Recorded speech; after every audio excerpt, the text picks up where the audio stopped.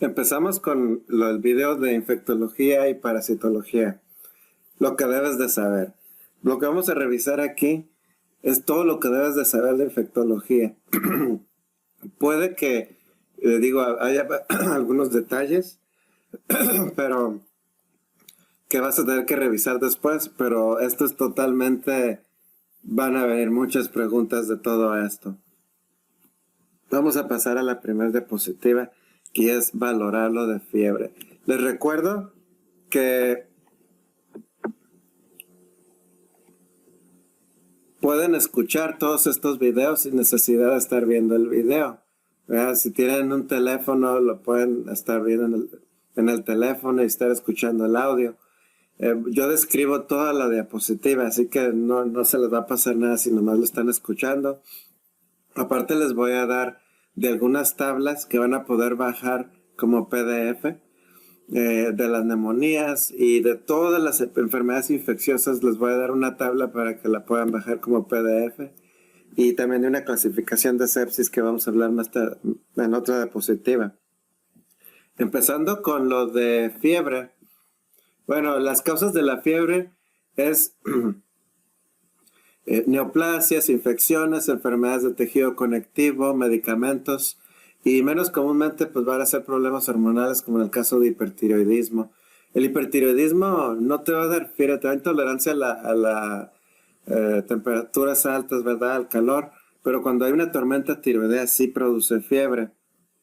Las citocinas que van a producir la fiebre, y esta es pregunta de examen, la tengo en la base de datos, es la interleucina 1, la 4, la 6 y el factor de necrosis tumoral. Ahora, esto es lo que van a hacer, es ir al hipotálamo, van a modificar el termostato de la temperatura y es lo que hace que el paciente presente escalofríos, ¿verdad? Para elevar la temperatura corporal y llevar la temperatura a lo que el hipotálamo ahora dice que debería ser la temperatura corporal. Una que puede ser pregunta de examen sería ¿cuál es la fiebre de origen desconocido? La fiebre de origen desconocido, pues una fiebre que tiene 38 grados, que ha durado 3 semanas y que se ha valorado por lo menos 3 veces en ese tiempo. O sea, sería como una vez por semana en 3 semanas. Esto obviamente que en la práctica clínica no necesariamente así es como ocurre. Pero si el paciente está hospitalizado, pues son 3 días lo que debe de tomarse en cuenta. Los hospitales son distintos, no en todos los hospitales se tienen todos los recursos, pero en un hospital bien equipado con todo, por lo general en 3 días ya se hizo todos los exámenes. Ya tiene resultados de cultivos, por lo menos de los iniciales. Después de haber hecho una investigación extrema, ¿no? El 51% de los casos no se va a saber cuál es la causa de la fiebre de origen desconocido. Y estos pacientes por lo general se tienen que revalorar en un tiempo posterior para poder ver qué era la causa, ¿no? A veces con el tiempo la evolución de la enfermedad te dice.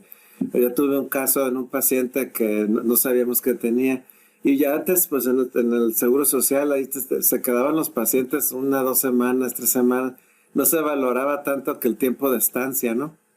Y ahí lo tuvimos por buen rato hasta que una enfermera se dio cuenta que chupaba la venoclisis para chupar la solución glucosada y luego se la volvía a conectar en el catéter. Y cuando hacía eso era cuando se estaba presentando los picos febriles. Y pues ahí fue su fiebre de origen desconocido, ¿no? Ahora recuerda, la fiebre inducida por medicamentos va a iniciar días o semanas después de haber iniciado el medicamento. Pero pueden pasar años. Puede empezar inmediatamente después de reiniciar el medicamento. Y puede ir también asociado a urticaria, disfunción renal, disfunción hepática, que hasta puede ocurrir en un 90% de los casos, úlceras, leucocitosis y leucopenia. Los medicamentos comunes que van a producir fiebre van a ser la fenitoína, los betalactámicos, las sulfas, la nitrofurantoína y la lopurinol. Fenitoína es uno común.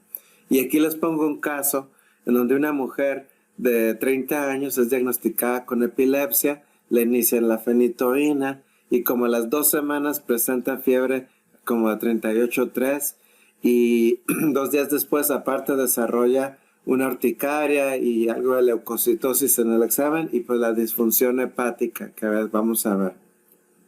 ¿Cuál es lo que debes de pensar en este caso?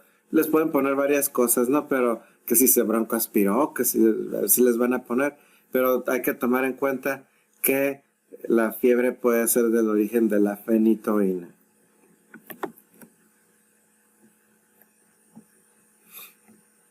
Ahora, hablando de sepsis, ya hablamos de fiebre, ahora vamos a hablar de sepsis.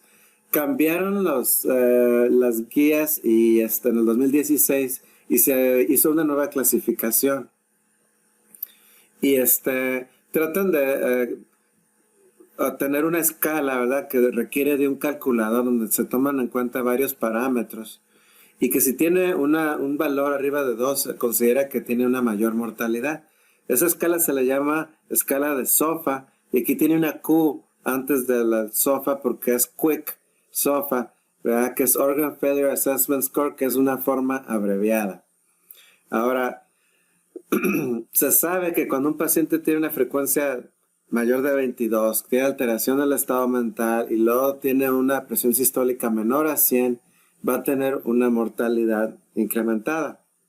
La escala de SOFA es superior a utilizar los criterios de la respuesta inflamatoria sistémica, el síndrome de respuesta inflamatoria sistémica, para poder predecir la mortalidad. Pero no hay que confundir. Esta es una escala nueva, pero se usa para predecir mortalidad. Y la escala que teníamos antes, que era la de Sears, era una escala que usábamos para definir sepsis. Decíamos, bueno, si el paciente tiene síndrome de respuesta inflamatoria sistémica y aparte tiene un foco infeccioso, eso es sepsis. Y creo que es muy práctico, ¿no? Esto es muy práctico, pero ya hay una manera de hacerlo también con el SOFA. Y si recuerdan, antes ponían dos círculos, ¿verdad? Y los círculos se intersectaban en medio, en donde de un lado había las causas infecciosas y del otro lado había causas no infecciosas, como por ejemplo pancreatitis, en donde en la intersección en medio, pues las dos cosas causaban el síndrome de respuesta inflamatoria sistémica. Ahora, nomás para recordar, el síndrome de respuesta inflamatoria sistémica va a tener 4 criterios, que es la temperatura arriba de 38 o menor de 36, frecuencia cardíaca arriba de 90, frecuencia respiratoria arriba de 20 o una presión arterial de menos de 32. Hay una leucocitosis que puede ser arriba de 12,000 o menos de 4,000. Ahora, se dice que están en desuso y sí es cierto, en los hospitales, por lo menos aquí en Estados Unidos, ya ves cómo a la gente le gusta pararse el cuello. No, esos criterios ya no, ahora son los de SOFA. No sabías eso, lo que sea. A lo mejor se los preguntan en un pase de visita. ¿Cuáles son los nuevos criterios para clasificar la sepsis? Pues son estos, ¿no? Se cree que van a ser cada vez más utilizados y los otros van a ir cada vez en desuso porque lo que quieren ver es no nomás poder identificar que tiene sepsis, pero identificar cuáles son los pacientes que van a tener mayor mortalidad. La sepsis en los nuevos criterios también se va a definir como una disfunción orgánica debida a una reacción inapropiada a una infección. Y si el paciente tiene disfunción orgánica, eso sí significa que el paciente tiene un SOFA arriba de 2 o más criterios. ¿Y cuáles son esos criterios? Bueno, toman en cuenta cómo está la presión inspirada de oxígeno, la fracción inspirada de oxígeno, que es la PaO2 entre la FiO2, plaquetas, bilirrubina, presión arterial, el Glasgow del paciente y la creatinina. ¿Verdad? Choque séptico sigue siendo lo mismo, ¿no? Básicamente es un paciente que tiene sepsis con hipotensión refractaria a los líquidos. Normalmente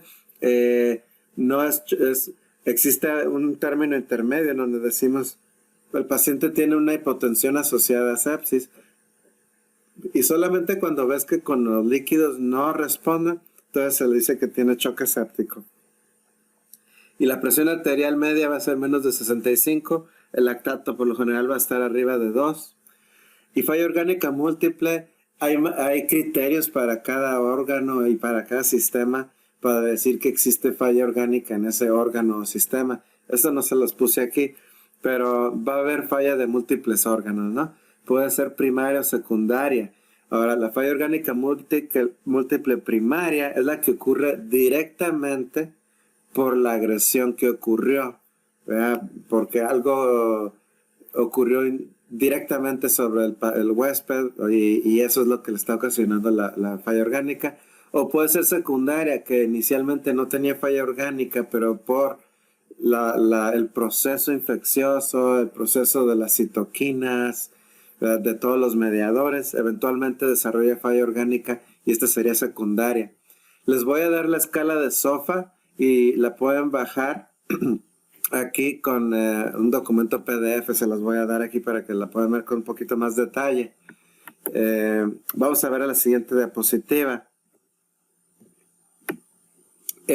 Vamos a hablar sobre el síndrome de choque tóxico.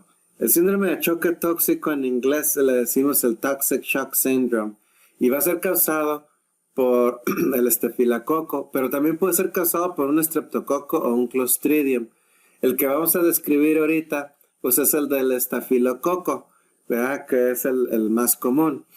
Y este el clásico, se va a deber a la toxina del síndrome de choque tóxico que se llama TSST1 y que por lo general puede ser de dos tipos, ¿verdad? O puede ser un estafilococo meticilino sensible o un estafilococo meticilino resistente.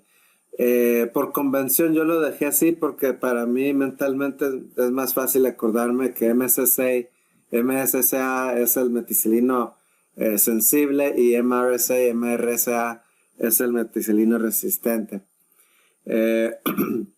Ahora casi la mayoría de hecho de los casos van a venir de origen menstrual, pero se divide por el origen de dónde viene el síndrome de choque tóxico, de origen menstrual o de origen no menstrual. Si es de origen menstrual, por lo general por el uso largo de los tampones, vea que son demasiado absorbentes, ya no los hacen tan así, y por eso ha disminuido. La mortalidad, ¿verdad? En estos casos puede ser de 1 a 8%. Cuando es de origen no menstrual, ¿verdad? Va a ser por alguna cirugía que el paciente tuvo, ¿verdad? Abscesos, grasas que se ponen en nasales, o en heridas, sinusitis, osteomielitis, básicamente un proceso infeccioso que está ahí medio prolongado en el cuerpo y a veces con cuerpos extraños.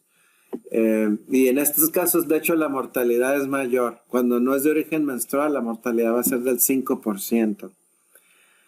¿Cuáles son los criterios para diagnosticar síndrome de choque tóxico? Pues va a ser que tenga fiebre arriba de 38,9, hipotensión menos de 90 milímetros de mercurio, eritrodermia difusa, descamación de las palmas y plantas, ¿verdad? Que esto por lo general ocurre la descamación a la 1 o 2 semanas después de la exposición.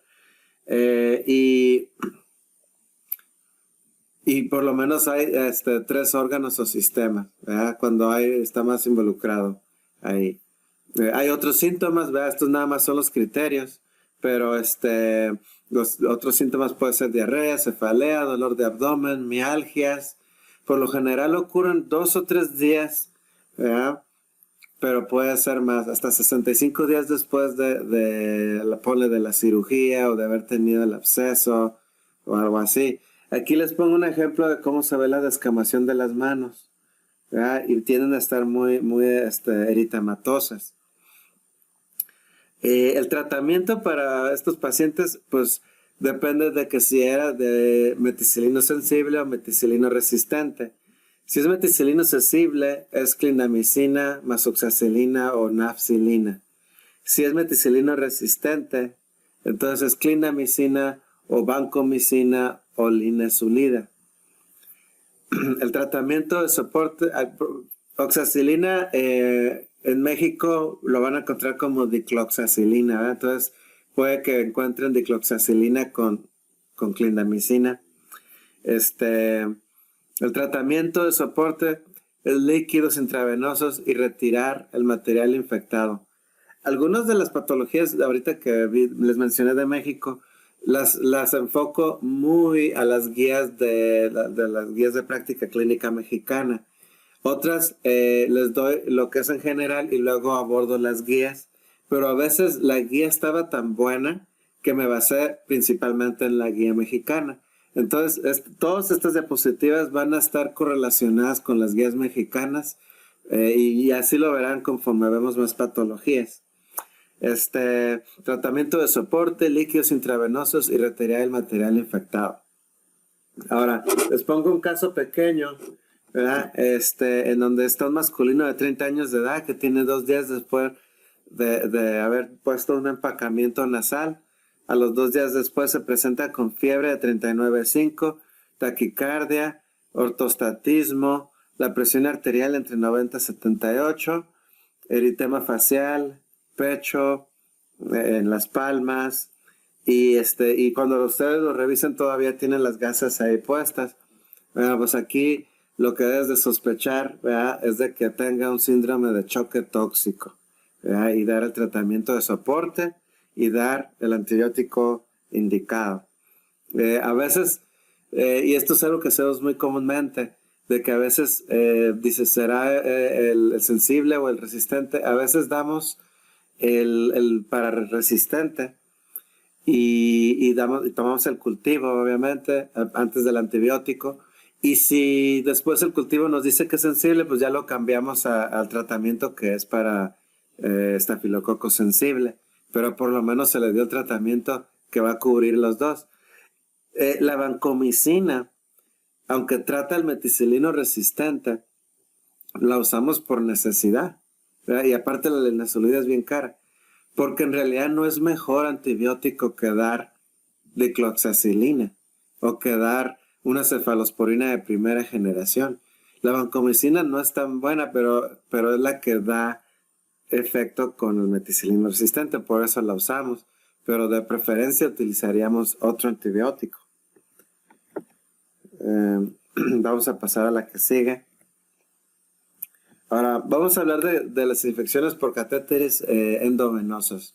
Aquí, bueno, cuando sospechas que el paciente tiene una infección por catéter endovenoso, o si existe fiebre, si existe secreción purulenta en el sitio del catéter, o hay celulitis alrededor del catéter. Entonces, esas 3 cosas las vamos a ver. A veces hay poquito eritema ahí y quitas, ¿verdad? Pero a veces sí ves que tiene poquita secreción purulenta. Aguas cuando los catéteres son centrales, ¿verdad? Eso es bien importante tomar en cuenta. A veces está infectada todo el tracto, ¿verdad? El túnel está infectado. Debe cultivarse la punta, eso que no se les olvide, hay que mandar cultivar la punta.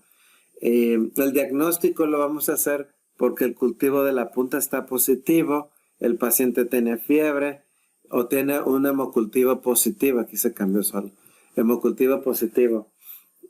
Ahora, si el hemocultivo es negativo, descarta el diagnóstico, pero si el cultivo es positivo requiere que tenga presentación clínica. Entonces, fíjense bien, si el hemocultivo es negativo, no tiene una infección del catéter.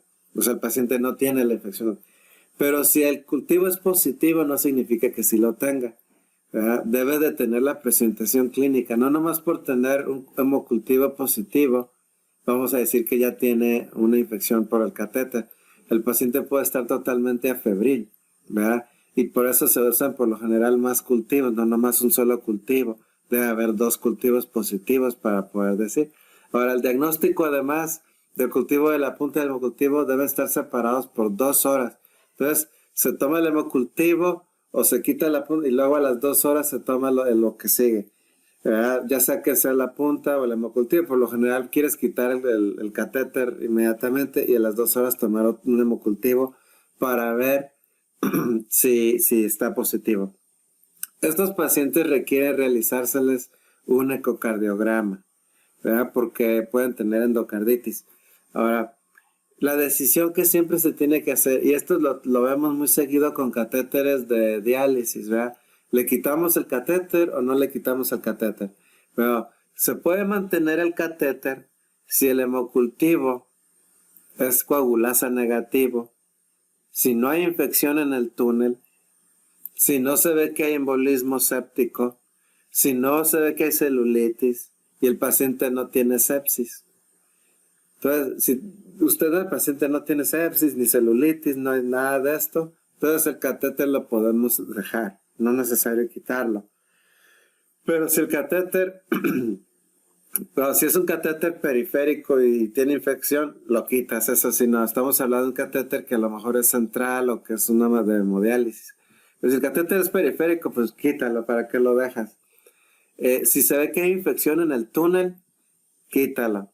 Sepsis, trombosis séptica, si hay endocarditis, porque lo vimos en el ecocardiograma, si hay osteomielitis, si el cultivo nos dio gram negativos o nos dio infección por hongos. Si nos ocurrió eso también, son indicaciones de retirar el catéter. Ojo, la colonización no requiere tratamiento. Entonces, quiere decir que nomás el puro catéter estaba positivo, ¿verdad? Por eso decíamos que debe estar negativo el hemocultivo. Entonces, si tiene nomás el puro punta positiva, pero el hemocultivo es negativo, pues está colonizado el catéter, pero no hay una infección en donde hay de veras una bacteremia, ¿no? Todos los demás requieren tratamiento. Y si tienen endocarditis, vas a dar el tratamiento por 4 a 6 semanas. ¿Ah?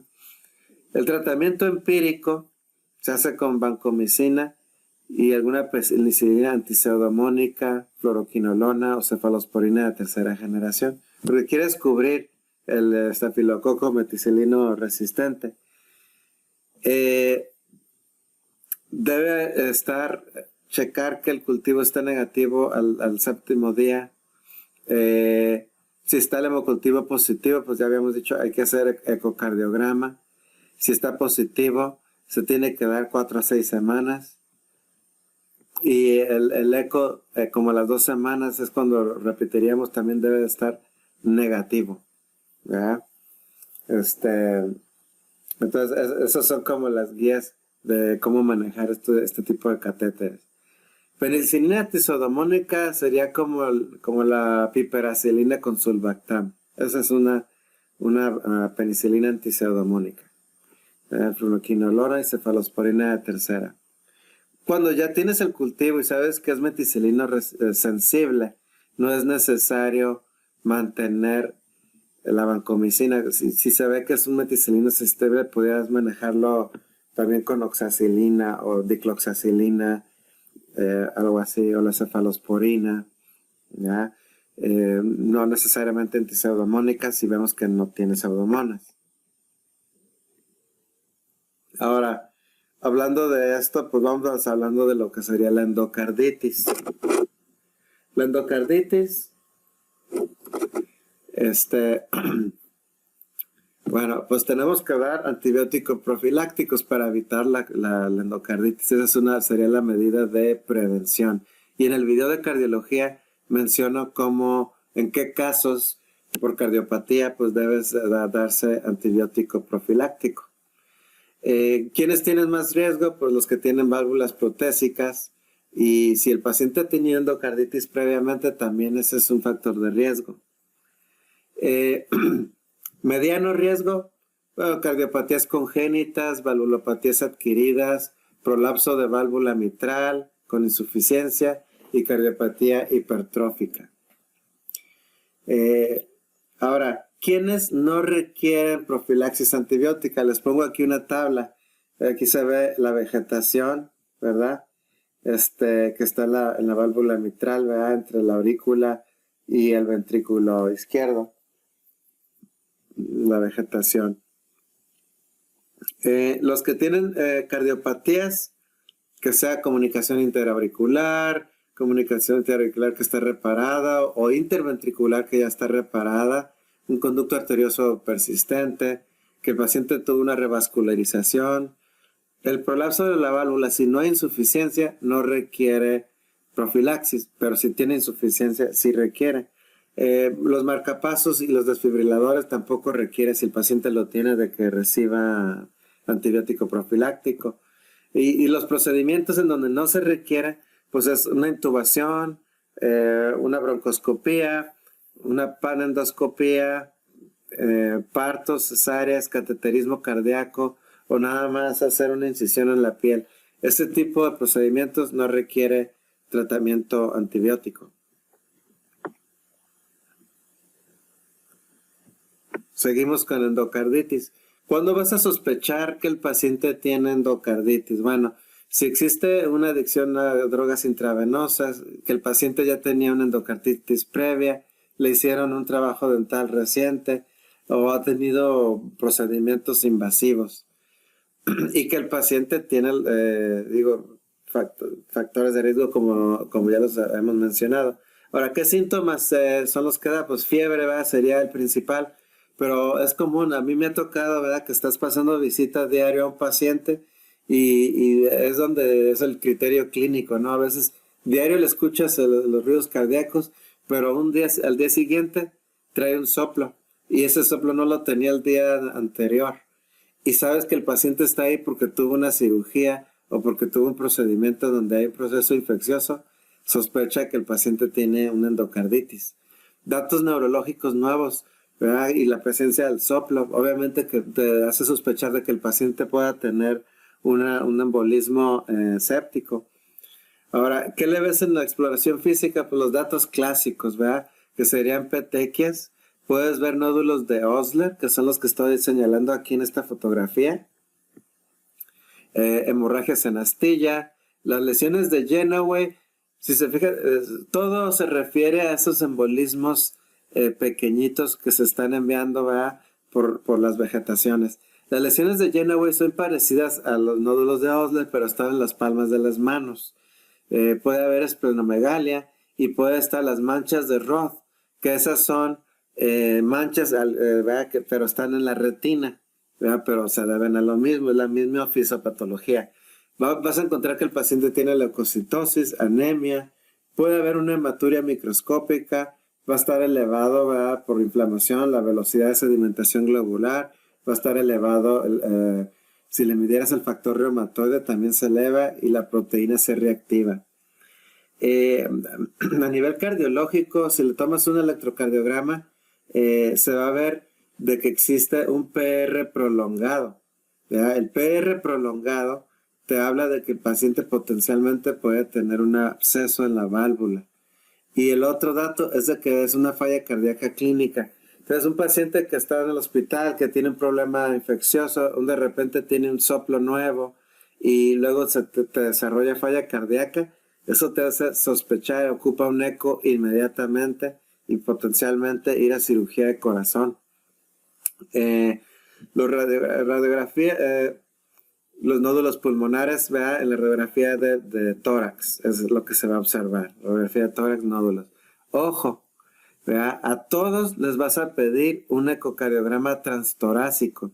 Entonces, a veces te pueden hacer la pregunta, ¿cuál es el siguiente paso? El siguiente paso es hacer un ecocardiograma transtorácico, aunque venga la opción de un ecocardiograma transesofágico.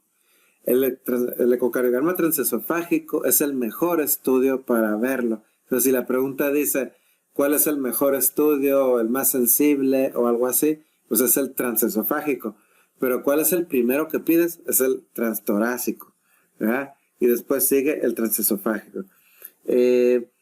Ahora, ¿cómo haces el diagnóstico de endocarditis? Existen criterios y hay 2 criterios mayores, o 1 mayor, 3 menores o 5 menores de los criterios de Duke modificados. Los criterios de Duke son los que utilizamos para la endocarditis.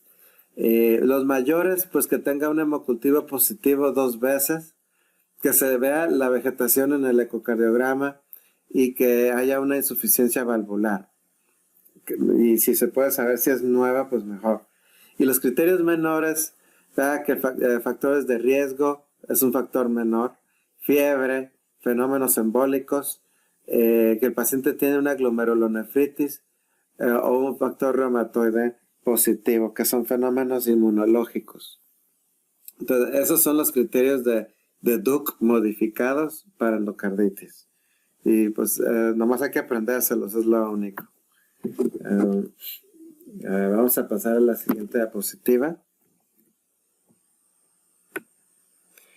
La endocarditis, ¿cómo se trata?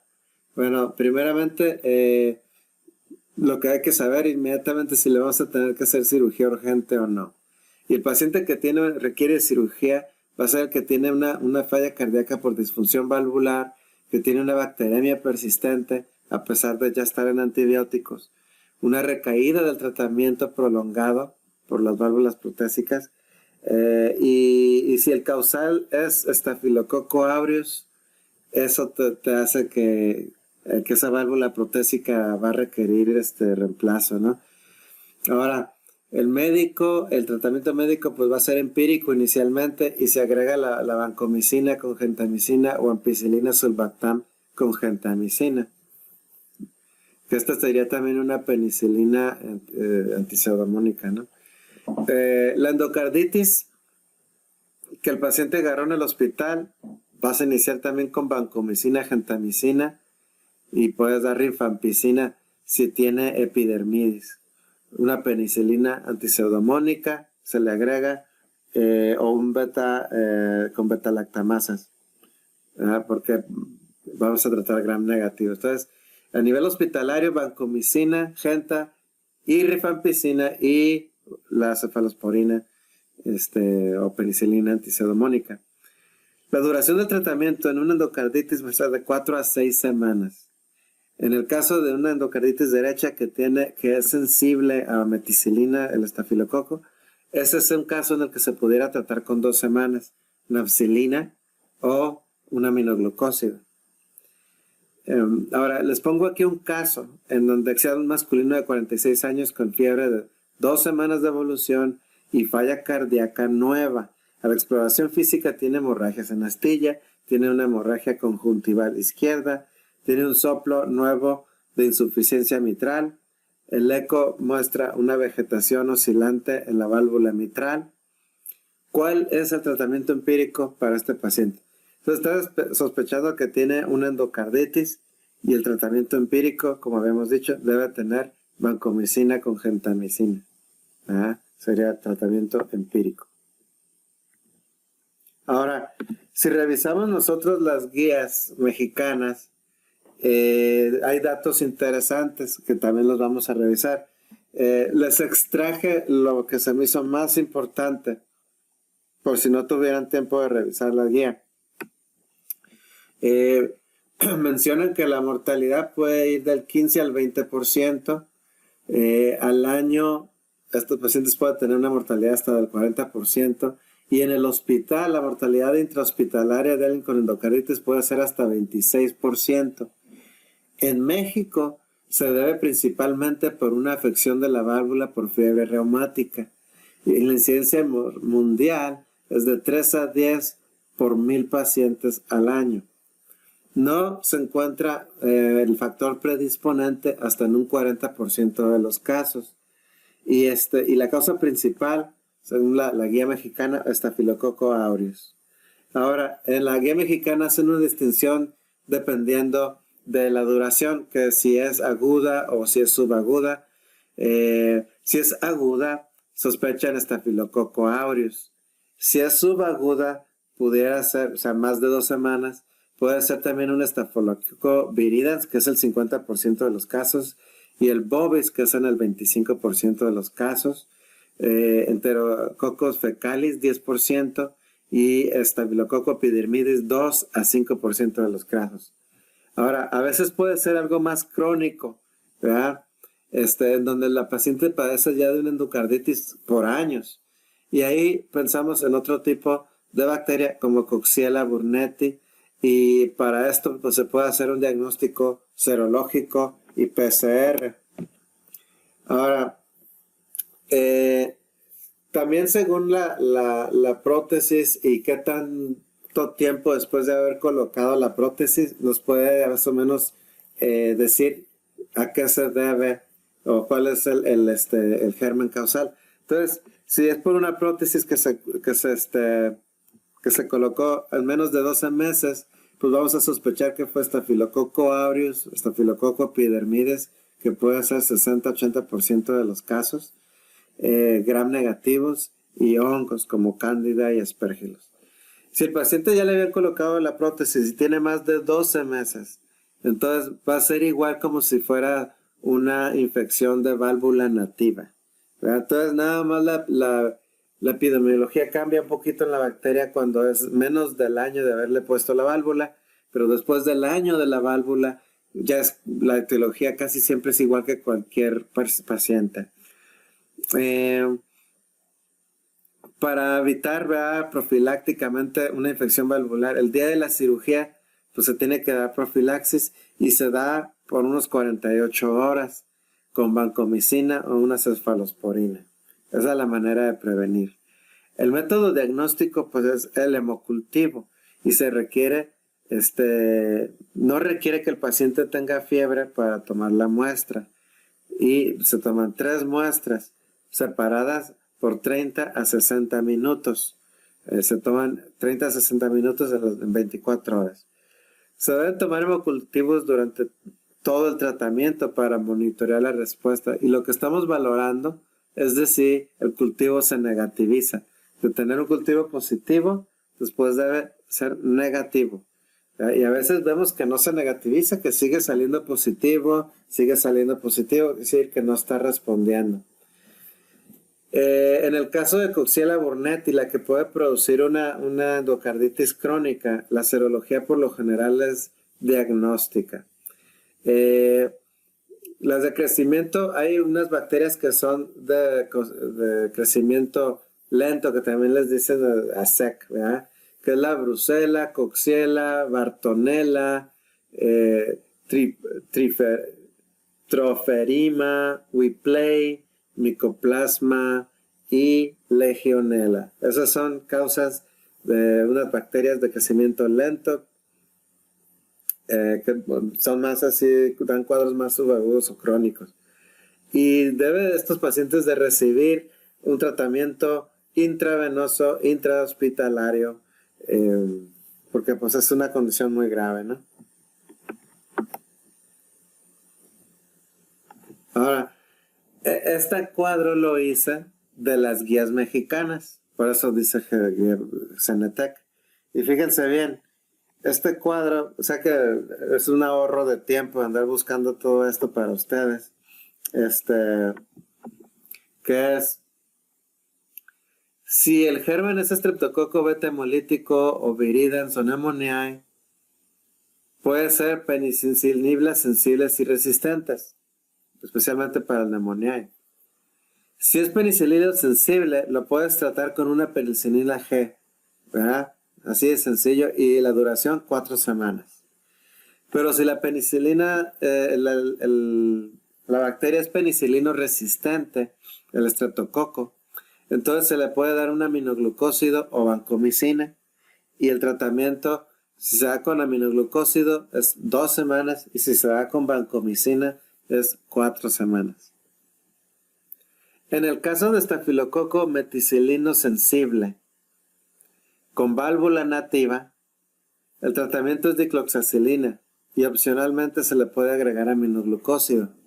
6 semanas y 5 días. Muy exacto lo pusieron. Si el estafilococo es meticilino resistente y válvula nativa, vancomicina. 6 semanas. Casi todos son 6 semanas. Si la válvula es protésica, pero es sensible, meticilino sensible al estafilococo, entonces se trata de cloxarifa y aminoglucósido. Si es resistente y aparte es una válvula protésica, estafilococo resistente, entonces vamos a tratar con vancomicina, rifampicina y el aminoglucósido. Entonces, siempre que sea resistente a meticilino debe ir incluida la vancomicina. Esa es una forma de recordarse. Y también el tratamiento es por 6 semanas, ¿verdad? Por lo general, se dan 6 semanas de dicloxa, 6 semanas de rifa y las 2 semanas de aminoglucósido, y así también abajo. Ahora, si se fijan, si es una válvula protésica, se trata muy similar, ¿verdad? Rifampicina, aminoglucósido, lo único que cambia es la vancomicina y la dicloxacilina. En el caso de enterococos, se da el tratamiento con ampicilina, G-sódica, cristalina, un aminoácido o vancomicina y aminoácido, un aminoglucósido. Y el tratamiento es por 4 a 6 semanas. Los bacilos gram negativos pueden ser tratados de manera empírica, de manera temprana o tardía. En la manera temprana, pues no sabemos la bacteria, ¿no? Si es una válvula protésica, se va a tratar igual que una válvula nativa en el caso de los bacilos. Y en válvula protésica usamos ampicilina, cefalosporina de tercera y un aminoglucósido. Y en una que es de válvula nativa, vancomicina, rifampicina, aminoglucósido. 4 semanas cuando es válvula protésica, y cuando es válvula nativa 6 semanas. Más 4 más 2 significa las semanas de rifampicina y las semanas del aminoglucósido. 2. En el caso de que sea debido a hongos, la endocarditis, entonces se debe dar un tratamiento con anfotericina B o azoles. ¿Ah?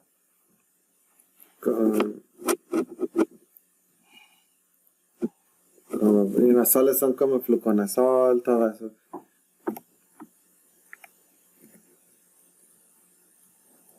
Este es un tema un poquito más cortito, que es la infección de vías superiores, pero tiene algunos datos, ¿verdad? Ahora, cuando hablamos de vías respiratorias, hay diferentes partes de las vías respiratorias que pueden ser afectadas y cada una da ciertas características. Entonces, puede que les puedan poner un caso de cada una de estas, en donde tienen que poner si fue sinusitis, si fue epiglotitis, si tienen absceso periamigdalino. Y aquí les digo cómo es que se puede descartar cada una. Si es estreptocócica, el paciente tiene fiebre, exudados, linfadenopatía cervical y no tiene tos. Esto es bien característico. El paciente no viene por gripa, viene nada más porque le duele la garganta. Y cefalea. El absceso periamigdalino produce trismo, es de un solo lado y va a estar desviada la úlvula. Ese es un absceso periamigdalino. La sinusitis puede ser que provoca rinorrea purulenta, por lo general es después de 7 días de haber estado ya enfermo. Hay dolor maxilar, frontal, por lo general va a ser unilateral, dolor dental, ¿verdad? Porque se irradia hacia abajo, y fiebre. A veces hay dolor de cabeza y también hay de tipo frontal, ¿verdad? Inflamación hasta del ojo, nos ha tocado ver. El paciente viene porque tiene inflamados los párpados y creemos que es una patología ocular y en realidad es una sinusitis. La epiglotitis provoca un dolor de garganta, pero hay disnea, cialorrea, cialodea y estridor. Son datos muy característicos. Y si tomamos una radiografía lateral de cuello, se ve el signo del pulgar porque se ve la epiglotis bien inflamada en la lateral de cuello. En la monoclosis infecciosa, que vamos a dedicar específicamente para eso, pues va a haber una linfadenopatía cervical posterior, faringitis por semanas, pero aparte es esplenomegalia y hepatomegalia y linfocitosis atípica. La influenza da síntomas similares a tener una rinofaringitis, pero muy severa, con fiebre alta de 38,9 y hay unas mialgias muy marcadas. El paciente siente que lo apalearon. La laringotraqueitis es la típica tos de perro, ¿verdad? Que el paciente se le enfría la tráquea con nebulizaciones y se quita, o nada más porque venía tosiendo re feo, lo sacaron en la noche de frío, respiró el aire frío y se le deshinchó y al rato ya no tiene la tos de perro. Hay estridor. Bronquitis aguda, ¿verdad? Es después de por lo general una infección de vías respiratorias altas. Hay estertores roncantes y hay sibilancias que por lo general van a ser bilaterales. Hay fiebre y recuerda, normalmente la bronquitis aguda va a ser viral. Si les ponen una bronquitis probablemente no le deberían dar antibióticos. Ahora, después de un caso aquí pequeño, ya una mujer de 25 años con una constipación nasal, dolor de los senos paranasales frontales de 4 días, descarga nasal amarilla, dolor leve en los senos frontales. ¿Y cuál es el tratamiento? Es una infección de vías respiratorias altas. Entonces, el tratamiento es descongestionante, orales y sintomáticos.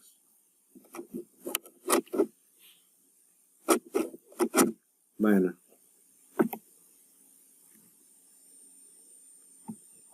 Vamos a terminar este video con mononucleosis infecciosa. Mononucleosis infecciosa, esta la basé mucho en lo que es las guías de una vez de las guías mexicanas porque viene muy bien. Vamos a sospechar que hay fatiga severa, ¿verdad?, en el paciente, que hay faringitis, fiebre, linfadenopatía. Faringitis, fiebre y linfadenopatía son una triada de una mononucleosis infecciosa. Pero el paciente tiene mucha fatiga, la linfadenopatía va a ser en cervical posterior, con cefalea, ligera rigidez de cuello, esplenomegalia en el 50% de los casos, hepatomegalia es más frecuente que la esplenomegalia y se puede desarrollar hasta el 87% de los casos, y hay presencia de linfocitos atípicos. Se encuentra la triada que le estaba mencionando en un 98% de los casos, y también puede haber un poquito de petequias en el paladar en un 95% de los casos. Ahora, es causada por fiebre del Epstein-Barr, más en adolescentes y adultos jóvenes. La efectividad permanece en la saliva por 6 meses por lo menos. Entonces el paciente sigue siendo infeccioso, ¿no? Por eso todo el mundo lo agarra. El diagnóstico diferencial, pues con una faringitis estreptocócica, con influenza, herpes simplex, herpes número 6, citomegalovirus, toxoplasmosis, adenovirus, hepatitis virales y el VIH, que después lo vamos a ver también. El diagnóstico se hace inicialmente con un monospado anticuerpos heterófilos. Si es negativo, se debe pedir una serología para Epstein-Barr del antígeno contra la cápside, contra el núcleo o con un antígeno temprano. Este estudio de anticuerpos heterófilos en menores de 4 años puede ser negativo y por eso no descarta la enfermedad. Entonces, en niños muy pequeños no es tan exacto. En embarazadas se debe solicitar para Epstein-Barr, citomegalovirus y VIH cuando vemos un cuadro de este tipo. Si hay leucopenias, no olvidar la posibilidad de que pueda tener leucemia. Esto se cambia solo, no crean que yo lo puse así. Hay 3 criterios para confirmar el diagnóstico. Y estos son linfocitosis, linfocitos atípicos que pueden ocurrir en el 10%, y prueba de serología para Epstein-Barr. El tratamiento para estos pacientes es antiinflamatorios no esteroideos o paracetamol. No se dan antibióticos en estos casos. Y el aciclovir y esteroides solamente lo damos en casos de que se ve que hay obstrucción de la vía aérea. ¿Qué es lo que se recomienda? Pues aparte que el paciente no vaya a hacer deportes, ¿verdad?, de tipo de contacto, ¿verdad?, con fútbol americano.